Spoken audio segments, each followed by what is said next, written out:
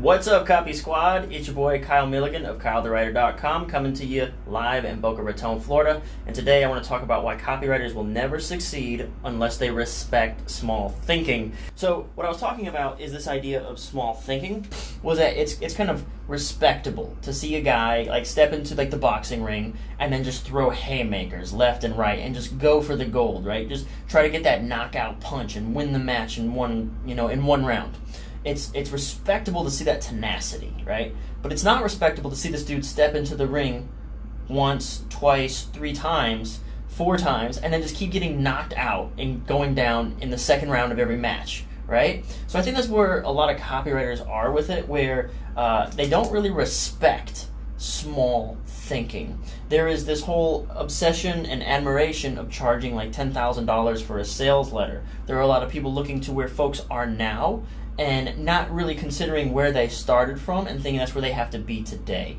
And I think that plugs up the thinking, like the smart moves that I think a lot of people should be making, and gets them all derailed. So I want to tell you a couple quick stories that will kind of lead into that. I think there's a couple different examples I've got from Robert Kiyosaki. So I've always been like a fan of Robert Kiyosaki, the author of Rich Dad Poor Dad. And when I wrote a sales letter for him last year, I studied the bejesus out of all his materials. I even bought his board game Cash Flow, like a financial education tool. And one of the cool things, like I played the game and I really got a lot out of it actually. It actually changed my perspective on things.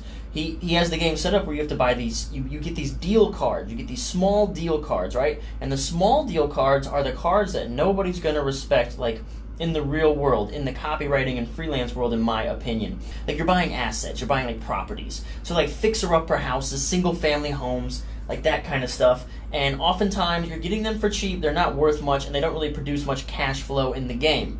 But if you get a big deal card, it's just way out of your league. It's out of your element. You don't have the resources to get in. Like there's no way. So what you have to do to graduate from a small deal card, right? So the game is play with the roll of dice, and you land on big deals or small deals. And you have to keep passing up big deal after big deal after big deal after big deal. You have all these amazing golden profitable opportunities hit your hand. And it's like, oh my God, if only I could get in on this big deal. But I don't have the resources. I don't have the funds. I don't have the stuff needed to get in on the card yet.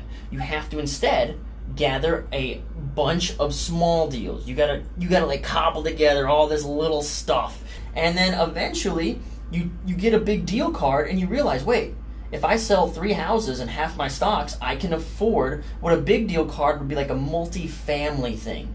Like it's got like 16 units, right? Or you actually come into like a really great like fourplex or something like that and it's like, I can afford this. And then you jump. You get in that big deal and you elevate to the next level, okay? Another thing Robert Kiyosaki says in his books, 4 greenhouses, 1 red hotel. That's monopoly, right? In order to get a red hotel and charge the maximum amount of rent for your property, you have to first get 4 greenhouses. And I think the lesson that I got from playing the Cash Flow board game, from hearing that lesson about Monopoly and playing Monopoly myself, is that success is not something you do. The red hotel, you didn't really do that.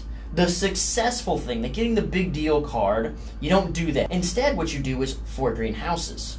In order to get the big deal card, you don't go for the big deal card. You don't set out and try to grab a big deal card. You set out and try to grab small deal cards. And almost on accident, you get a big deal card. And you're like, oh, because I worked so hard to get all these small deals, now I can trade them all in. I can sell off all these properties. I can trade in my 4 greenhouses. I get the red hotel. I get the big deal card. And I think a lot of people absolutely 100% do not respect that. They don't respect that. They buy the book or they buy a video course and they want to go out there and they want to charge $5,000. When in reality, can you basically produce that credibility? Can you produce the result that you say you can produce? And a lot of people, the answer is no. They don't even have any shred of like close to that sort of result, and yet they want the big deal card. They want the big deal card because they don't respect the small deal card. They think the small deal cards are for losers. They think the small deal cards are for scrubs, right? Well, let me tell you a little bit about my background. Like when I started writing for money,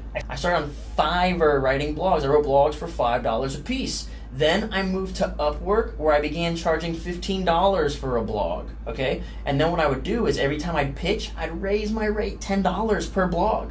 That's how I did it. And then the next guy that said, yes, I will pay $25, I I stopped writing for the guy who wouldn't come off 15. I'd write him and I'd say, hey buddy, I'm doing 25 now, is that cool? And if he said no, I'd say, okay, well I'm just gonna go write for this dude. And then the next guy came along and I said, okay, I charge $35 per blog, is that okay with you, sir? And then the guy would say, yeah, and I'd say, okay, great. And I'd go back to the other guy and I'd say, hey buddy, I do 35 now. And if that's okay with you, I'm gonna have to raise the rates. And if he says no, then I'm gonna have to go, okay, I'm gonna write for this other guy instead. And those are small deal cards. And every time I got a new small deal card that was better, or if I ran out of time, or if I maxed out, I would trade in a crappier small deal card. But make no mistake about it, it was a small deal card and it was crappy, and I spent the time like fishing out these jobs, right? I started that time fishing out these crappy little jobs at the bottom. And I think that methodology has carried over into everything that I do. And I think I don't aggressively say it enough. I do say often in my earlier videos, take care of the small things and the big things will take care of themselves. That's what I'm talking about. People don't respect the small deal grind. They don't respect the small hustles, right? So what I say every day, there's 3 things that you should do every day, and I stole this from Joe Schrafer, right? It's the 3 daily practices for becoming a great copywriter fast. Read a piece of copy a day, write a piece of copy a day, and come up with an idea a day. So today on my way to this office, I listened to a Frank Kern VSL twice. I was listening to the VSL, I was like, wow, that's really cool how he makes the whole mechanism about the subliminal message thing. And very right away he says, I hate selling. I'm not a good salesman. I'm the worst in the world. What I do instead is I do subliminal messaging or something like that. And that's, whoa, all of a sudden I don't have to do anything hard. It's all super easy, right? So I did that, and I came to work, and then I did my 2 hours of deep work. Other people want to be like, no, I work 10 hours a day. I go balls to the wall. I'm a hustler. I 10x. It's like, bro, 2 hours of deep work. Shut everything off. No surfing the web, no Facebook, no Twitter. You can have some music, and for 2 hours, I do it 60 minutes, I take a break, I do 60 more minutes, where it is just hardcore grinding. Guess what I did in my last deep hour of work? 1 page of copy. I did 1 page in 60 minutes, and it was a page that I had already written. I had to rewrite it. And I was like, okay, this is a really boring page, so I have to now go research a better angle for this page, because this page sucks. It's not cool, it's not exciting, it's boring, it's not in the news. I need to find something new. And 1 page in 60 minutes, right? Little things. People don't respect that. They want to write like the $10 million hit, man. But it is a culmination of taking 2 hours of deep work a day and doing it every single day. Saturdays and Sundays included. If you want to take a day off, cool. I mean, that's fine. But I'm repeating the fact that those folks that I see going for 8, 10, 12 hours a day, guess what they're doing? They're burning out in the middle of the first week because they don't respect the small thinking. They don't respect it. They don't think it's cool. Like, they don't respect the long-term game. Like, yeah, I go on the videos and I say, I made $7.1 million last year for in sales copy and brought in 51,000 names. But I just told you it started with like a $15 blog post like 6 years ago. And every year I was going to charge more and more and more. And guess when I finally decided to start talking to you guys? After a year of professional copywriting experience where I had like really strong credibility and results to speak of, right? I think that's the skip. That's the thing that everybody wants to leapfrog over. Just jump into that. I want to make $1 million like Kyle Milligan. Like, I don't even make $1 million. That was all sales, right? So I'm not even a millionaire. I'm not a millionaire. All right? I'm just a dude who does the same junk every day, and it compounds. So I told you the 3 daily exercises. Small daily exercises. I told you about 2 hours of deep work. Every day, I try to spend a minimum of 2 hours doing deep work. Some days I do 3, some days I do a little more, but generally, that's what I do. The rest of the time is doing like other stuff. I talked about in the last one about credibility, about grabbing clients, right? Starts and ends with credibility. Can you do the things that you say you're going to do? If not, step down, baby. It's okay. It's okay to build. It's okay to take little increments, build momentum, get something going, prove your results, and move up and up and up and up and up. And I think that's the way you should do it. That's the way I do it, right? Again, do the small things, the big things take care of themselves. I try to simplify it into super small little daily things that you can do. I say do the 3 exercises, read a piece of copy, write a piece of copy, come up with an idea a day, do 2 hours of deep work a day. And this is just daily stuff that you do every day and it compounds, okay? The other thing, I focus on the big 4 selling emotions. Don't complicate it. New, easy, safe, and big. I wrote an entire book about it.